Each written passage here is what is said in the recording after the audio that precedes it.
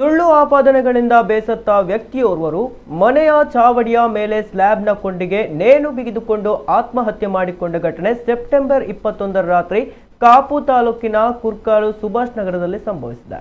ಶಿರ್ವ ಠಾಣೆ ವ್ಯಾಪ್ತಿಯ ಕುರ್ಕಾಲು ಸುಭಾಷ್ ನಗರ ನಿವಾಸಿ ಶೇಖ್ ಅಬ್ದುಲ್ಲಾ ಆತ್ಮಹತ್ಯೆ ಮಾಡಿಕೊಂಡವರು.